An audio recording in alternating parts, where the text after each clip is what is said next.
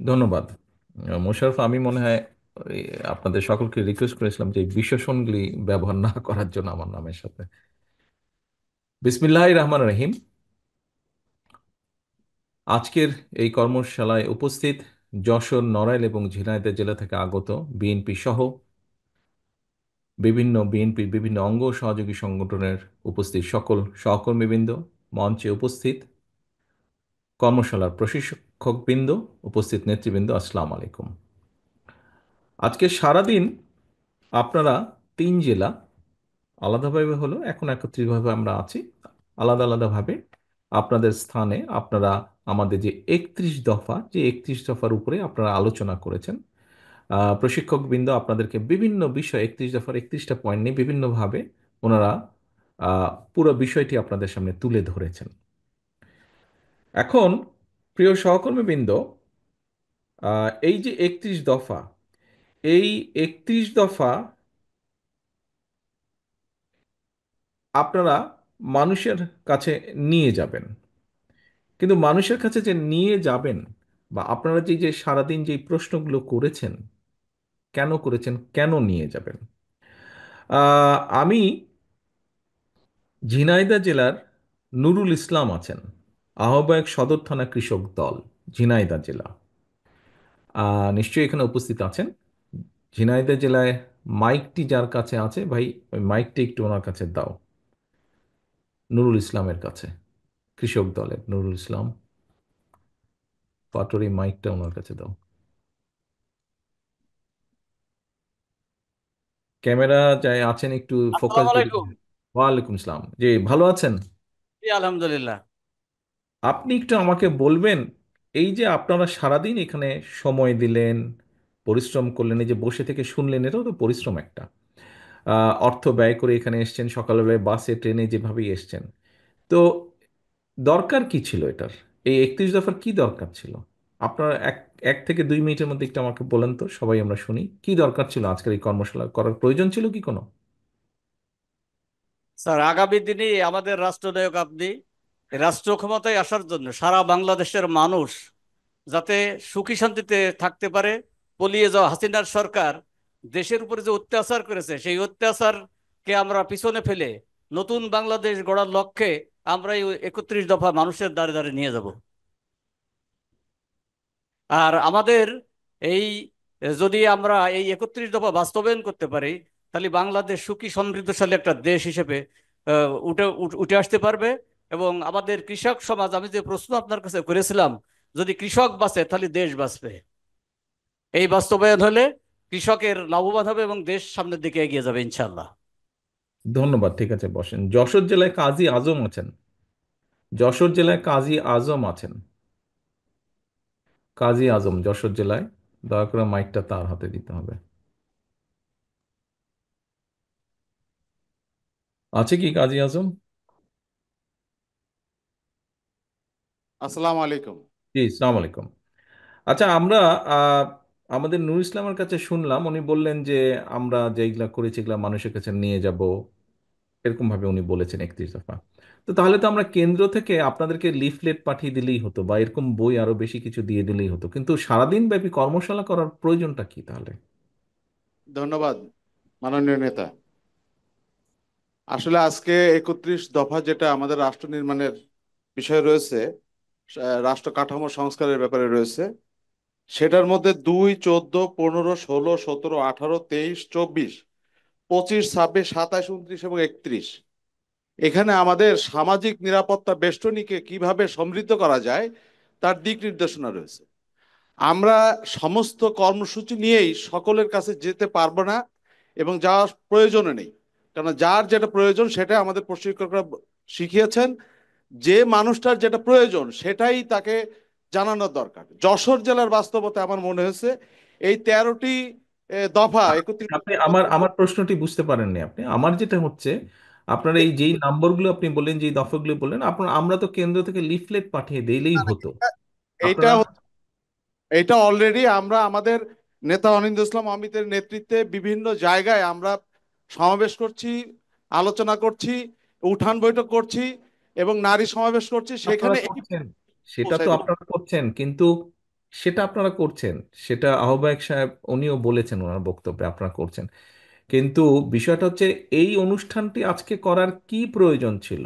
আপনি তো করছেনই আপনার ওয়ার্ডে ওয়ার্ডেতে, আজকের এই অনুষ্ঠানটা করার কোনো দরকার ছিল কি? অবশ্যই ছিল।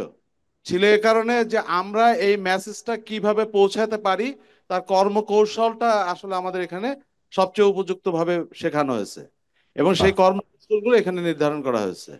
এবং আচ্ছা। এটা একটা প্রেসক্রাইব ফর্মুলা হবে, যেটা আমরা সব জায়গায় একই ভাষায় একইভাবে আমরা ছড়িয়ে দিতে পারবো। আচ্ছা, ধন্যবাদ, বসেন। ওহিদুজ্জামান নীলু, সাধারণ সম্পাদক, কালিয়া উপজেলা। ওহিদুজ্জামান নীলু, কালিয়া উপজেলার সাধারণ সম্পাদক।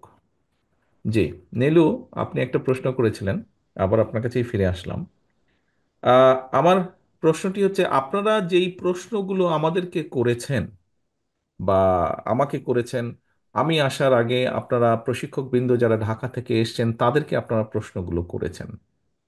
তো এখন আমার কথা হচ্ছে যে এই প্রশ্নগুলো কি শুধুমাত্র আপনাদেরই প্রশ্ন, না আপনারা এই প্রশ্নগুলো কারো কাছ থেকে জেনেছেন, কারো জিজ্ঞাসার মাধ্যমে আপনারা এই প্রশ্নগুলো করেছেন? ধন্যবাদ প্রিয় নেতা। আজকে আমরা এই যে কর্মশালায় উপস্থিত হয়েছি, আমরা বাইরে, প্রশিক্ষণ। আপনি আপনি এই প্রশ্ন যেগুলা নেতৃবৃন্দ আপনারা যারা প্রশ্ন করেছেন, এটা কি আপনারই প্রশ্ন, না এই প্রশ্নের পেছনে আরো মানুষ আছে? শুধু ইয়েস নো এইভাবে কিছু একটা বলেন এই শর্টকাট। প্রশ্নের পিছনে আরো মানুষ আছে। তারা তারা এ তো জনগণ, কোন দেশের জনগণ? মানুষ, দেশের মানুষ, সাধারণ মানুষ। আচ্ছা, ঠিক আছে, ধন্যবাদ, বসেন। বসুন। সহকর্মীবৃন্দ, এই যে আমি তিনটা প্রশ্ন করলাম আপনাদের কাছে, দেখুন, আমি হয়তো আগামী 5, 10, 15 মিনিট আপনাদের সামনে কিছু কথা বলবো, কিন্তু আপনাদেরকে যেই তিনটা প্রশ্ন করেছি আমার পুরো বক্তব্য কিন্তু এর ভিতরে হয়ে গিয়েছে। কি প্রয়োজন ছিল এটির? কাদেরকে নিয়ে করা এই এই আমাদের 31 দফা কাদের জন্য করা?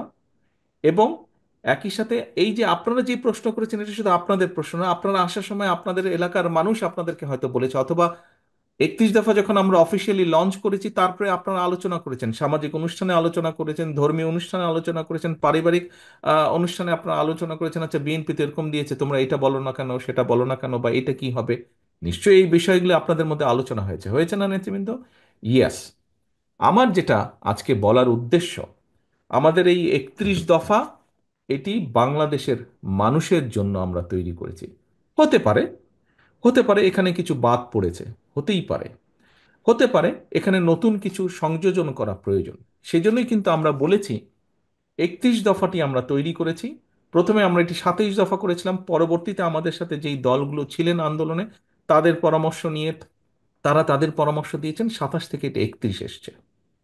এবং আমরা সাথে এটাও বলেছি যে এর মধ্যে যদি কোনো কিছু বাদ পড়ে, এখানে যেরকম আজকে আপনারা অনেক সদস্য, বেশ কয়েকজন সদস্য কিছু কিছু প্রস্তাব দিয়েছেন, একজন পর্যটনের কথা বলেছেন ডাক্তার সাহেব, কাজে এরকম কিছু যেটা বাদ পড়েছে, প্রবাসীদের ব্যাপারে কিছু জিনিস হয়তো বা বাদ পড়েছে, প্রস্তাবনা আসলে আমরা অবশ্যই সেগুলো বিবেচনা করব এবং এগুলোকে অবশ্যই আমরা আমাদের 31 দফার সাথে অ্যাড করব। কারণ আমাদের মূল লক্ষ্য বা মূল উদ্দেশ্য হচ্ছে দেশ এবং এই দেশের মানুষের জন্য বেটার কিছু করা। আমাদের একজন মহিলা নেত্রী, উনি উনি উনি একজন শিক্ষিকাও অবশ্য একই সাথে, উনি বলেছেন যে ওনারা যখন গিয়েছেন, যে ফ্যামিলি কার্ড নিয়ে আমরা কথা বলেছি, কোনো কোনো মহিলা হয়তো সাধারণ মানুষ তারা কিছুটা কনসার্ন এক্সপ্রেস করেছেন, হ্যাঁ আপনারা ইলেকশন আগে দিয়ে বলেন পরে করবেন কিনা, হতেই পারে, এটা হওয়াটা কারো কারোর মধ্যে শঙ্কা থাকতেই পারে, কিন্তু তারপরে উনি ওনার কনসার্নটা এখানে এক্সপ্রেস করেছেন। অর্থাৎ এই সবগুলো জনগণের পক্ষে থেকে আসা আপনাদের প্রশ্ন, লক্ষ্য উদ্দেশ্য একটাই, জনগণ, জনগণ এবং জনগণ। প্রিয় সহকর্মীবৃন্দ, আমি আপনাদের সামনে আজকে একটি কথা রিপিট করতে চাই, যেই কথাটি আমি বেশ কিছুদিন আগে আরেকটি অনুষ্ঠানে বলেছিলাম।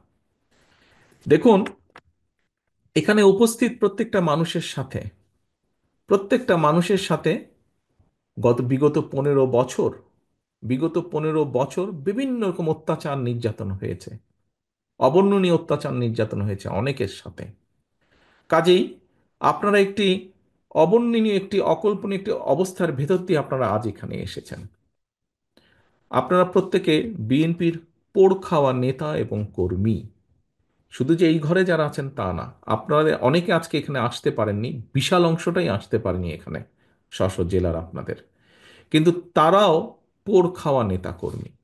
আপনারা কেন এই অত্যাচার নির্যাতন সহ্য করেছেন? কেন এই যে পুড়েছেন আপনারা, অত্যাচার নির্যাতন, জেল, জরিমানা, গায়েবী মামলা, মিথ্যে মামলা, এই যে এটার ভিতরে আপনারা পোড় খেয়েছেন, পুড়েছেন, কেন করেছেন আপনারা?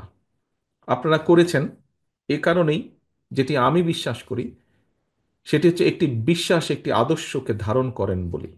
কি সেই বিশ্বাস? সেই বিশ্বাসটি হচ্ছে দেশ, দেশের মানুষ, দেশের মানুষের গণতান্ত্রিক অধিকার, দেশের, সর্বোপরি দেশের মানুষের অধিকারকে প্রতিষ্ঠিত করার জন্য, এটিতে আপনারা বিশ্বাস করেন।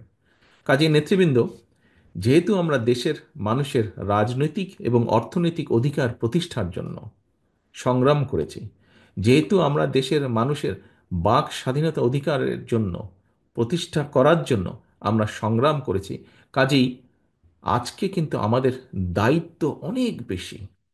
আজকে আমাদের দায়িত্ব অনেক বেশি। আপনারা নিজেরাই বললেন, আপনাদের মধ্যে থেকে একজন বলেছেন, আমি ওভারঅল কথা ধরে নিচ্ছি, এবং আপনারা যখন সকালে এসেছেন, হয়তো আপনাদের অনেকেই, আপনাদের পরিবার হোক, আত্মীয় স্বজন, বন্ধু বান্ধব, পরিচিতজন, অনেকেই বলেছেন এই সুযোগ পেলে তুমি এই কথাটি জিজ্ঞেস করবে বা এই বিষয়টি তুমি তুলে ধরবে। নিশ্চয়ই হয়েছে, অনেকের সাথে, সবার সাথে নয়, হয়েছে না ভাই? আপনাদের অনেকের সাথে বলেছে, কেউ না কেউ বলেছে যে ভাই তুমি সুযোগ পেলে এই কথাটি বলবে। তার মানে এই যে জনগণ আপনাদেরকে বলেছে, যারা বলেছে তারা তো পাবলিকেরই অংশ, জনগণের অংশ। কেন বলেছে? এ কারণেই বলেছে, জনগণ বিশ্বাস করে, জনগণের একটি বিশাল অংশ, বিপুল অংশ বিশ্বাস করে যে সামনের দিনে যদি ভালো কিছু হয়, ভালো কিছু পারে করা সম্ভব হয়, সেটি বিএনপির নেতৃত্বেই হবে, সেটি বিএনপির নেতৃত্বেই হবে। আমরা স্বাধীনতা সংগ্রামের কথাও যদি বিবেচনা করি, সেই সময়কার যদি দেখি, আমাদের নেতা শহীদ রাষ্ট্রপতি জিয়াউর রহমান স্বাধীনতা যুদ্ধের ডাক দিয়েছেন, কেউ অসত্যকে অস্বীকার করতে পারবেন না। এবং শুধু যুদ্ধের ডাক দিয়ে উনি বসে থাকেননি, বরং মুক্তিযোদ্ধাদেরকে সংগঠিত করেছেন, অস্ত্র হাতে যুদ্ধ করেছেন। পরবর্তীতে যখন দেশের মানুষ তাকে দায়িত্ব দিয়েছে দেশ গঠনের, কোদাল হাতে উনি শ্রমিকের পাশে, কৃষকের পাশে থেকে কাজ করেছেন, খাল খনন করেছেন, দেশের খাদ্য উৎপাদন বৃদ্ধি করেছেন। প্রিয় সহকর্মীবৃন্দ, অপরপক্ষে আমরা কি দেখেছি? আমরা দেখেছি কোন কোন রাজনৈতিক দলের কে আমরা দেখেছি, 71 সাল যদি আমরা বিবেচনা করি, আমরা দেখেছি তারা কিভাবে এদেশের মানুষকে যুদ্ধের মুখে ঠেলে দিয়ে, যুদ্ধকে সঠিকভাবে সংগঠিত না করে বর্ডার ক্রস করে অন্য জায়গায় চলে গিয়েছে। আবার কাউকে কাউকে আমরা দেখেছি সরাসরি এই দেশের মানুষের সবচাইতে বড় অর্জন, যতদিন পৃথিবী থাকবে, যতদিন বাংলাদেশ থাকবে, এই বাংলাদেশের সবচাইতে বড় অর্জন, বাংলাদেশের মানুষের সবচাইতে বড় অর্জন, বাংলাদেশের স্বাধীনতা যুদ্ধ। আমরা কাউকে কাউকে দেখেছি সেই স্বাধীনতা যুদ্ধের বিরোধিতা করতে। প্রিয় সহকর্মীবৃন্দ, আমরা হাদিসে দেখেছি দেশ প্রেম ঈমানের অঙ্গ, সেটি দেশের মাটিকে রক্ষা করা, দেশের মানুষের অধিকারকে রক্ষা করা, দেশের মানুষের অধিকারকে প্রতিষ্ঠিত করা, সবকিছুই এই ঈমানের মধ্যে পড়ে, দেশ প্রেমের ভিতরে পড়ে। আমরা দেখেছি বিএনপির ক্ষেত্রে, আমরা দেখেছি বিএনপির প্রতিষ্ঠাতা শহীদ রাষ্ট্রপতি জিয়াউর রহমান যুদ্ধ করেছেন, পরবর্তীতে যখন উনি দেশের মানুষের দ্বারা উনি দায়িত্ব পেয়েছেন, দেশের মানুষের মাধ্যমে দায়িত্ব পেয়েছেন, তখন আমরা দেখেছি যে মানুষকে সংগঠিত করে কিভাবে দেশ গঠনে উনি ভূমিকা রেখেছেন।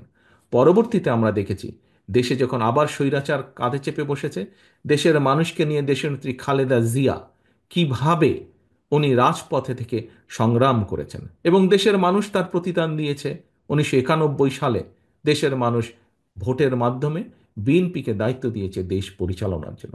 কাজে আমরা যদি দেখি, প্রিয় সহকর্মীবৃন্দ, প্রতিটা মুহূর্তে, দেশের সংকটকালীন মুহূর্তে বিএনপি এসে দাঁড়িয়েছে। দেশের মানুষ বিএনপির উপরে আস্থা রেখেছে। দেশের মানুষ চেয়েছে যে ঠিক আছে, যেহেতু বিএনপির উপরে আস্থা রাখা যায়, বিএনপিকে আমরা দায়িত্ব দিই। যখনই একটি নিরপেক্ষ নির্বাচন হয়েছে, কম বেশি প্রায় সকল নিরপেক্ষ নির্বাচনে, যা দেশে এবং বিদেশে স্বীকৃতি লাভ করেছে একটি নিরপেক্ষ নির্বাচন হিসেবে। সেই নির্বাচনের মাধ্যমে প্রতিবার বিএনপি দেশ পরিচালনার সুযোগ পেয়েছে। দেশের মানুষ বিএনপিকে সেই সুযোগ দিয়েছে।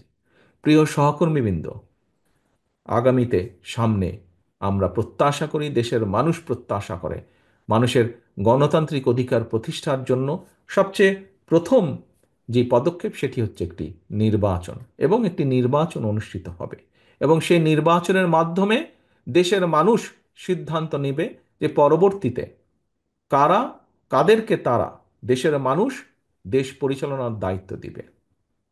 আমরা বিভিন্ন আলোচনায় দেখি, বিভিন্ন জ্ঞানী গুণী ব্যক্তির, বিভিন্ন বিশিষ্টজনের আলোচনায় আমরা দেখি, কম বেশি প্রত্যেক মানুষ তাদের বক্তব্যে তুলে ধরেন যে আগামী দিনে বাংলাদেশ জাতীয়তাবাদী দল বিএনপির সবচাইতে বেশি সম্ভাবনা দেশ পরিচালনা করার, সবচাইতে বেশি সম্ভাবনা সরকার গঠন করার, ভোটের মাধ্যমে জয়ী হয়। এখন প্রিয় সহকর্মীবৃন্দ, আজকে আপনারা আজকে আপনারা ৩১ দফা নিয়ে সারাদিন আলোচনা করেছেন। কেন আলোচনা করেছেন? খুব সংক্ষেপে বলতে হলে, এই ৩১ দফার মাধ্যমে আমরা দেশের পরিবর্তন ঘটাতে চাই, শুভ পরিবর্তন, পজিটিভ পরিবর্তন, যেটি মানুষ প্রত্যাশা করে। এখন এই পরিবর্তনটি এই পরিবর্তনটিতে কোনো জাদু বা ম্যাজিক না যে আমরা বলবো আর হয়ে যাবে। এই পরিবর্তনের জন্য আমাদের নিজেদেরকে প্রস্তুত হতে হবে, আমাদের মন মানসিকতার পরিবর্তন ঘটাতে হবে প্রথমে। যদি মন মানসিকতার পরিবর্তন ঘটাতে হয়, তাহলে সেভাবে আমাদের নিজেদেরকে প্রস্তুত করতে হবে।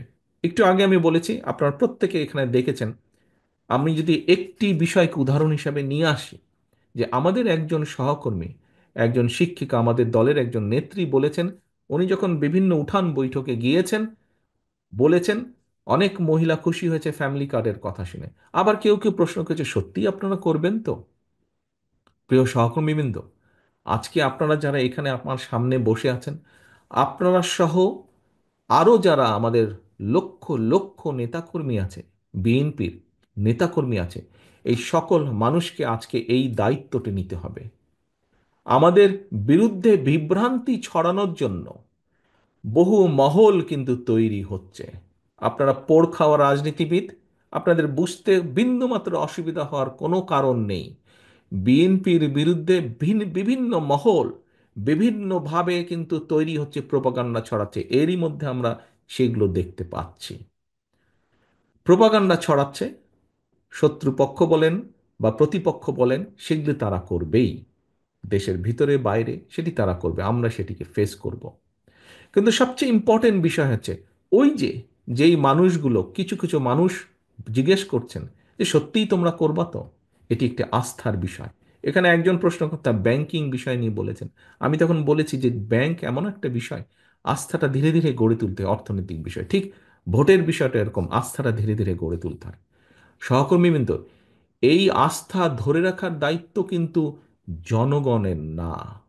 এই আস্থা, আমাদের প্রতি জনগণের আস্থা ধরে রাখার দায়িত্ব কিন্তু আমার, আপনার, আমাদের উপস্থিত সকলের, যারা উপস্থিত নেই, যার গায়ে একবার সিল লেগেছে বিএনপি, সেরকম প্রতিটি নেতাকর্মীর দায়িত্ব হচ্ছে এই আস্থাকে ধরে রাখা, এই আস্থাকে ধরে রাখা। আমি আপনাদের, আমি জানি, আমি যে প্রশ্নটি এখন করব, তার প্রত্যুত্তরে আপনারা সবাই হাত তুলবেন। কিন্তু আপনাদের প্রত্যেককে আমি বলবো, হাতটা তোলার আগে 2 সেকেন্ডের জন্য চিন্তা করে নেবেন যে প্রকৃতভাবে আপনি বিশ্বাস করেন কিনা। যদি আপনি বিশ্বাস, বিন্দুমাত্র বিশ্বাসের চিড় থাকে, দয়া করে হাত তুলবেন না। আর যদি 100% বিশ্বাস করেন, অনলি দেন আপনি হাতটা তুলবেন। আমার প্রশ্নটি হচ্ছে, আপনারা কি সত্যিকারভাবে দৃঢ়ভাবে বিশ্বাস করেন এই 31 দফা বাস্তবায়নের মাধ্যমে আমরা কিছু হলেও দেশের মানুষের ভাগ্যের পরিবর্তন করতে সক্ষম হব? আপনারা কি দৃঢ়ভাবে এটি বিশ্বাস করেন? যদি যারা যারা বিশ্বাস করেন হাত তুলেন। ধন্যবাদ, আমি দেখতে পাচ্ছি প্রায় প্রত্যেকে হাত তুলেছেন। প্রিয় সহকর্মীবৃন্দ, দেখুন, আমি একটু আগে একটি কথা বলেছি যে মানসিক অবস্থার পরিবর্তন করতে হবে, আমাদেরকে দৃঢ়ভাবে বিশ্বাস করতে হবে যে আমরা পারব, আমরা করব। যদি আমরা পারি, যদি আমরা করতেই চাই, আসুন নিজেদেরকে আমরা সেভাবে প্রস্তুত করি। আমরা যদি এইরকম 100টা কর্মশালাও করি প্রতিদিন, তাহলেও কিছু হবে না। তখনই হবে যখন আমরা নিজেদেরকে একটু হলেও পরিবর্তন করতে পারবো। ওই যে জনগণের আস্থা ধরে রাখার জন্য আপনাদেরকে আমি বলছি, সেই আস্থা ধরে রাখার জন্য যদি আমরা উদ্যোগও নেই এবং জনগণ যদি এটা দেখতে পায় যে হ্যাঁ, বিএনপি অন্তত উদ্যোগ নিয়েছে, বিএনপি যা বলছে, পারবে কি পারবে না সেটা হচ্ছে পরের ব্যাপার, কিন্তু অন্তত বিএনপি উদ্যোগ নিয়েছে, বিএনপি নিজেকে সেভাবে তৈরি করছে, বিএনপি নেতাকর্মীরা নিজেদেরকে তৈরি করছে সেভাবে, তাহলেও আমি বিশ্বাস করি ব্যক্তিগতভাবে জনগণ আমাদের উপরে বিশ্বাস করবে, আস্থা রাখবে। কিন্তু সেজন্য আমাদের নিজেদেরকে তৈরি হতে হবে, আমাদেরকে সেভাবে নিজেদেরকে প্রস্তুত করতে হবে। প্রিয় সহকর্মীবৃন্দ, সামনের পথ, প্রতিবার আমি প্রতিদিন একই কথা বলছি, সামনের পথ কিন্তু মোটেও মসৃণ না, সামনের পথ মোটেও মসৃণ না। একটু আগেই আমি বলেছি, বিভিন্ন মহল ষড়যন্ত্র তো করছেই। আপনারা দেখেছেন অন্তর্বর্তীকালীন সরকারের যারা বিশেষ করে সরকার প্রধান আছে ডক্টর ইউনূস, উনিও কিন্তু বলেছেন যে অর্থনৈতিক অবস্থা কি অবস্থায় রেখে গিয়েছে পলাতক স্বৈরাচার, চুরি দুর্নীতি লুটপাট করে সব সাফা করে দিয়ে গিয়েছে। আপনারা প্রত্যেকেই জানেন, আপনারা প্রত্যেকেই ভুক্তভোগী। কি বিষয় সেটি? বিচার ব্যবস্থা বলেন, প্রশাসন বলেন, পুলিশের প্রশাসন ব্যবস্থা বলেন, সবকিছু ভেঙে চুরে, রাষ্ট্রের প্রত্যেকটি প্রতিষ্ঠানকে ভেঙে চুরে ধ্বংস করে দিয়েছে। কাজেই যারাই দায়িত্ব পাক আগামী দিনে, সেই দলটির বা যারা দায়িত্ব পাবে তাদের অত্যন্ত কষ্ট হবে। কিন্তু এই কষ্ট আমরা তখনই হাসি মুখে এই কষ্টকে আমরা সহজ করে নিতে পারবো আমরা যদি সকলে ঐক্যবদ্ধ থাকি। এবং আমরা বলতে আমি শুধু আজকে এখানে বিএনপির কথাই বলিনি, বিএনপির নেতাকর্মীদের কথা বলিনি। প্রথমত নিজের ঘরকে ঐক্যবদ্ধ রাখতে হবে, বিএনপির নেতাকর্মীদেরকে ঐক্যবদ্ধ থাকতে হবে, এবং জনগণের আস্থা নষ্ট হয় এরকম কোনো ব্যবস্থা যেমন এরকম কোনো কাজ যেমন করা যাবে না। একই সাথে আমাদেরকে ঐক্যবদ্ধ থাকতে হবে, যেই দলগুলো, রাজনৈতিক দলগুলো গণতান্ত্রিক আন্দোলনে আমরা একসাথে সংগ্রাম করেছি, অত্যাচার নির্যাতন সহ্য করেছি, জেল জরিমানা সহ্য করেছি, সেই সকল রাজনৈতিক দলকে আমাদেরকে ঐক্যবদ্ধ থাকতে হবে। কারণ আমাদের এই 31 দফা শুধু বিএনপির 31 দফা না, আমাদের এই 31 দফা সকল রাজনৈতিক গণতান্ত্রিক রাজনৈতিক দলের 31 দফা। কাজেই আমাদের সকলকে ঐক্যবদ্ধ থাকতে হবে। এইখানে সত্য বাস্তবতা, কেউ এটি অস্বীকার করছেন না। কি সেটি? এই যে সকল দলগুলো, তার মধ্যে বিএনপি সবচেয়ে বড় দল। অন্য দলগুলো মোটেও সেটা অস্বীকার করছেন না, ওনারাও বলছেন বিএনপি বড় দল। এবং বড় দল হিসাবে সবচেয়ে বড় দায়িত্ব বিএনপির জনগণের এই আস্থা ধরে রাখা, এই 31 দফা বাস্তবায়ন করা। প্রিয় সহকর্মীবৃন্দ, আমি ব্যক্তিগতভাবে একটি একটি একটি একটি প্রতিজ্ঞা বা নীতিতে বিশ্বাস করি। আপনারা যেরকম অত্যাচারিত নির্যাতিত হয়েছেন, আমি ব্যক্তিগতভাবে আমার পরিবারও অত্যাচারিত নির্যাতিত হয়েছে সেই পলাতক স্বৈরাচার দ্বারা। যে কোনো নির্যাতিত মানুষ তার নির্যাতনকারীর বিরুদ্ধে প্রতিশোধ নিতে চায়। প্রিয় সহকর্মীবৃন্দ, আপনি চান, আমি চাই, আমরা সবাই চাই যারা আমরা অত্যাচারিত নির্যাতিত। তবে আমি ব্যক্তিগতভাবে, এবং আমি মনে করি আজকে এখানে উপস্থিত আমার প্রতিটি নেতাকর্মী, এই দলের প্রতিটি নেতাকর্মী আমার সাথে একমত হবেন, কেউ দ্বিমত হবেন না। কি সেটি? আমরা প্রতিশোধ নিতে চাই, আমি প্রতিশোধ নিতে চাই এই 31 দফাকে বাস্তবায়ন করার মাধ্যমে।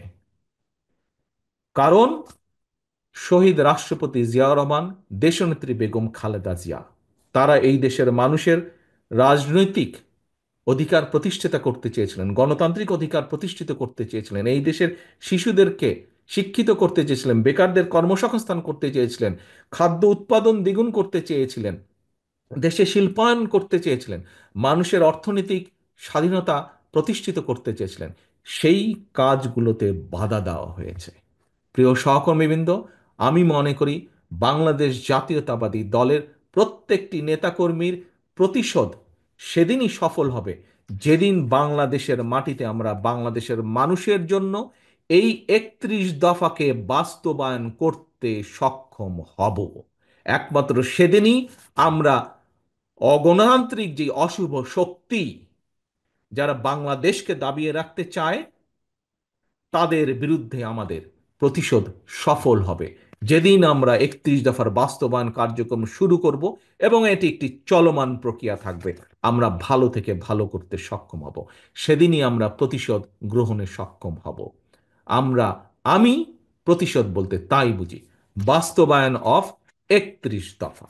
প্রিয় সহকর্মীবৃন্দ, আসুন আজকের এই কর্মশালায় আমরা প্রত্যেকটি মানুষ প্রতিজ্ঞা করি, শপথ করি, যে কোনো মূল্যে বাংলাদেশের মানুষের আস্থা আমাদেরকে ধরে রাখতে হবে। আস্থা ধরে রাখার দায়িত্ব আমাদের। বিএনপি সবচাইতে বড় রাজনৈতিক দল, তার যে যুগপৎ আন্দোলনের যেই দলগুলো, তার মধ্যে সবচেয়ে বড় রাজনৈতিক দল। অন্যরা আমাদেরকে সহযোগিতা করবেন, কিন্তু দায়িত্ব সবচেয়ে বেশি আমাদের। দায়িত্ব আপনার, দায়িত্ব আপনাদের সকলের। এই দেশকে রক্ষা করা, দেশের সার্বভৌমত্ব রক্ষা করা, দেশের মানুষের রাজনৈতিক এবং অর্থনৈতিককে প্রতিষ্ঠিত করা, রক্ষা করার দায়িত্ব। আসুন সেটিই হোক আজকের আমাদের এই কর্মশালার শপথ, সেটিই হোক আমাদের আজকের এই কর্মশালার প্রতিজ্ঞা। সেই প্রতিজ্ঞা যাতে আমরা পূরণ করতে পারি দেশের প্রতি, দেশের মানুষের প্রতি, সেই প্রত্যাশা রেখে আমি আমার বক্তব্য শেষ করছি। আল্লাহ হাফেজ। বাংলাদেশ জিন্দাবাদ। বাংলাদেশ জাতীয়তাবাদী দল জিন্দাবাদ। আসসালামু আলাইকুম।